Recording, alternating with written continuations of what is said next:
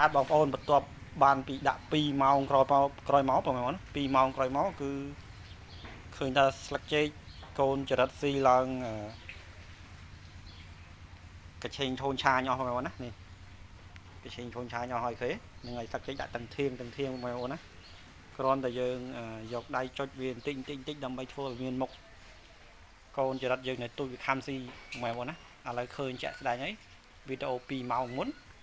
គឺស្លឹកចេកនៅពេញបងប្អូនណាឥឡូវគឺកញ្ឆេងឈូនឆាញអស់ហើយឃើញនេះទាំង2ទាំង3ធៀងទាំងអស់បងប្អូនហេគឺកញ្ឆេងឈូនឆាញអស់ហើយអញ្ចឹង1ម៉ោងទៀតបាត់សមោលបងប្អូនណាបាត់សមោលស្លឹកចេកហ្នឹងហើយវាសល់ចំណៃផងយើងផងដែរវាអត់សូវស៊ីវាស្ទុះមកស៊ីស្លឹកចេកហ្នឹងចោលជាងបងប្អូនណាហ្នឹងហើយអញ្ចឹងបានខ្ញុំថាការចិញ្ចឹមកណ្ដូបចរិតច្រឡំបងប្អូនណាការចិញ្ចឹមចរិត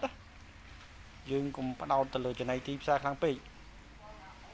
យើងត្រូវផ្ដោតទៅលើចំណៃដែលយើងរកបានដែលយើងផលិតបានដល់ខ្លួនយើងគឺអាចនិយាយបានថាចំណៃដែលចេញពី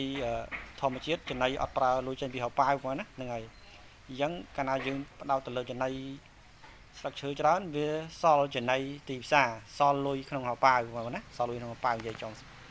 គឺសល់លុយក្នុងហោប៉ាវយើងអញ្ចឹងយើងឲ្យស៊ីឲ្យចំពេលវេលាហើយនឹងអាយុកាលបងណាយើងដាក់ស៊ីនឹង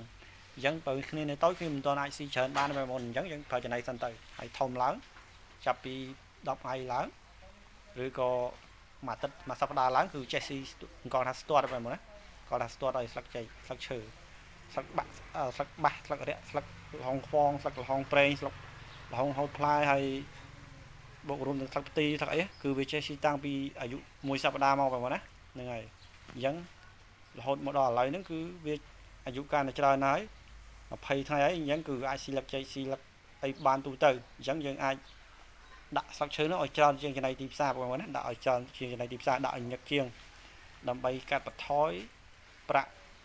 ចំណាយចេញពីហោប៉ាវទៅទិញចំណីទីផ្សារបងប្អូនណាហ្នឹងហើយមើលឃើញចាក់ស្ដែងហើយគឺម្លងហើយ2ម៉ោងណាម្លងហើយ2ម៉ោងគឺស្លឹកចេកកញ្ឆេងឈូនឆាញអត់ដូចយើង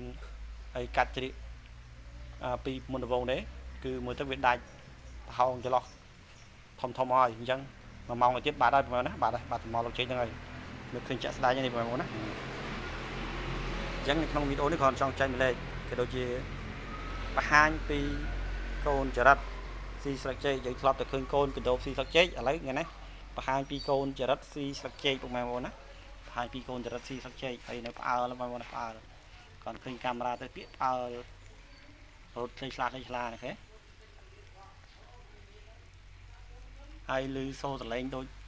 អីមេឃរលឹមមេឃភ្លៀងពេលប្រាប់បងប្អូនណា